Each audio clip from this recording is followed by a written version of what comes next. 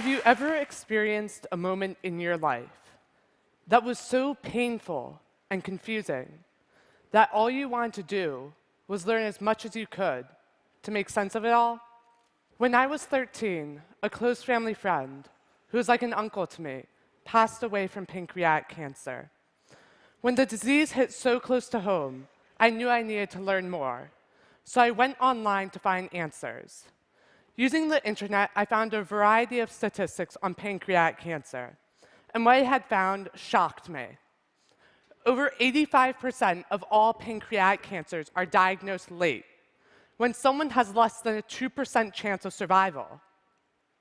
Why are we so bad at detecting pancreatic cancer?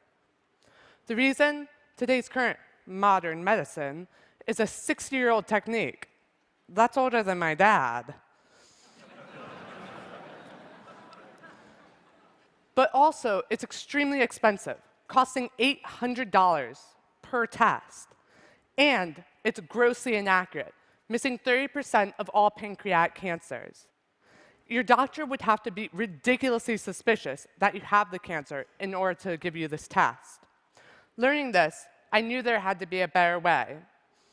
So I set up a scientific criteria as to what a sensor would have to look like in order to effectively diagnose pancreatic cancer.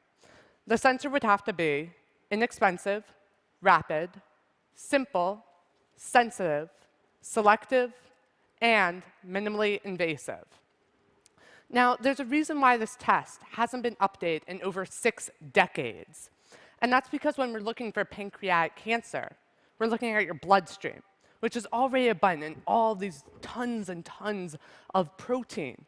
And you're looking for this minuscule difference in this tiny amount of protein. Just this one protein.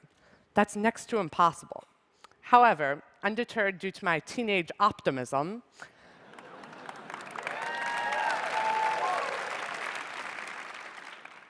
I went online to a teenager's 2 best friends, Google and Wikipedia.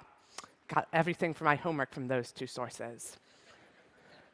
And what I had found was an article that listed a database of over 8,000 different proteins that are found when you have pancreatic cancer. So I decided to go and make it my new mission to go through all of these proteins and see which ones could serve as a biomarker for pancreatic cancer. And to make it a bit simpler for myself, I decided to map out a scientific criteria. And here it is. Essentially, first, the protein would have to be found in all pancreatic cancers, at high levels in the bloodstream, in the earliest stages, but also only in cancer.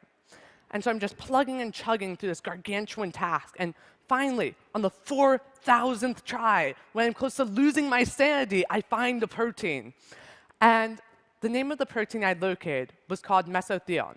And it's just your ordinary run-of-the-mill type protein, unless, of course, you have pancreatic, ovarian, and lung cancer, in which case it's found at these very high levels in your bloodstream. But also, the key is that it's found in the earliest stages of the disease, when someone has close to a 100% chance of survival. So now that I had found a reliable protein I could detect, I then shifted my focus to actually detecting that protein and thus pancreatic cancer. Now, my breakthrough came in a very unlikely place, possibly the most unlikely place for innovation. My high school biology class, the absolute stifler of innovation.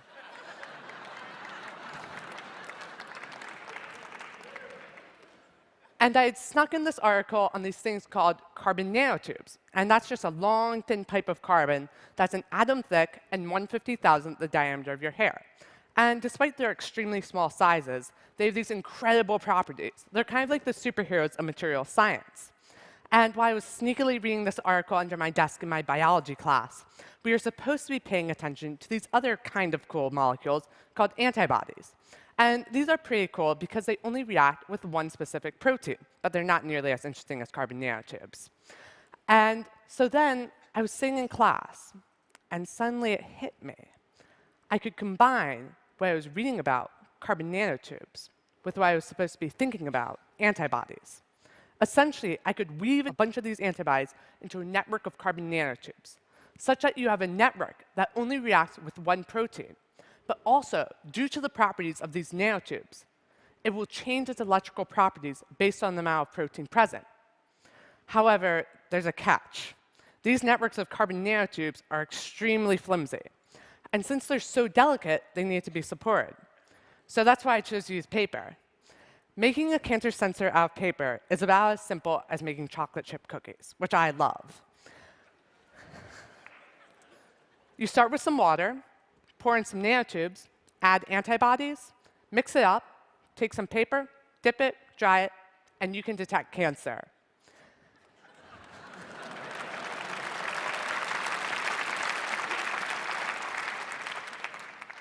Then, suddenly, a thought occurred that kind of put a blemish on my amazing plan here.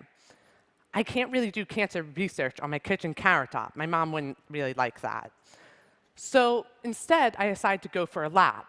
So I typed up a budget, a materials list, a timeline, and a procedure, and I emailed it to 200 different professors at Johns Hopkins University and the National Institutes of Health, essentially anyone that had anything to do with pancreatic cancer. Then I sat back, waiting for these positive emails to be pouring in, saying, "You're a genius! You're going to save us all!"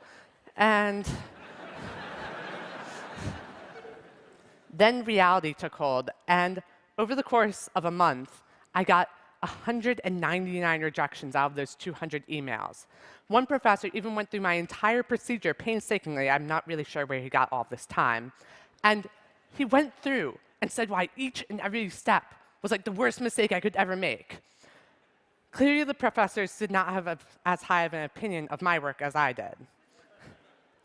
However, there was a silver lining. One professor said, "Maybe I might be able to help you, kid." So I went in that direction. As you can never say no to a kid. And so then, 3 months later, I finally nailed down a harsh deadline with this guy, and I get into his lab. I get all excited, and I sit down, I start opening my mouth and talking, and 5 seconds later, he calls in another PhD. The PhDs just like flock into this little room, and they're just firing these questions at me. And by the end, I kind of felt like I was in a clown car. There were 20 PhDs plus me and the professor crammed into this tiny office space with them firing these rapid-fire questions at me, trying to sync my procedure. How unlikely is that? I mean,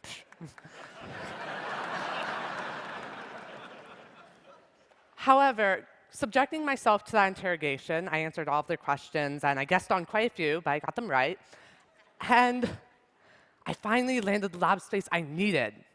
But it was shortly afterwards that I discovered my once brilliant procedure had something like 1 million holes in it. And over the course of 7 months, I painstakingly filled each and every one of those holes. The result? One small paper sensor that costs 3 cents and takes 5 minutes to run.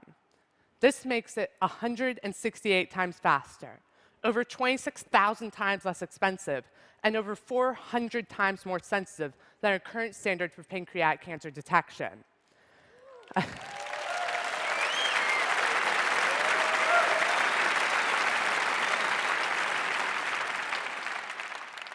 One of the best parts of the sensor, though, is that it has close to 100% accuracy and can detect the cancer in the earliest stages when someone has close to 100% chance of survival. And so in the next 2 to 5 years, this sensor could potentially lift the pancreatic cancer survival rates from a dismal 5.5% to close to 100%. And it would do similar for ovarian and lung cancer. But it wouldn't stop there. By switching out that antibody, you can look at a different protein, thus a different disease, potentially any disease in the entire world. So that ranges from heart disease to malaria, HIV, AIDS, as well as other forms of cancer, anything. And so hopefully one day, we can all have that one extra uncle, that one mother, that one brother, sister. We can have that one more family member to love. And that our hearts will be rid of that one disease burden that comes from pancreatic, ovarian, and lung cancer, and potentially any disease. That through the internet, anything is possible. Theories can be shared, and you don't have to be a professor with multiple degrees to have your ideas valued. It's a neutral space, where what you look like, age, or gender, it doesn't matter.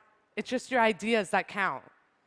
For me, it's all about looking at the internet in an entirely new way, to realize that there's so much more to it than just posting duck-faced pictures of yourself online. You could be changing the world.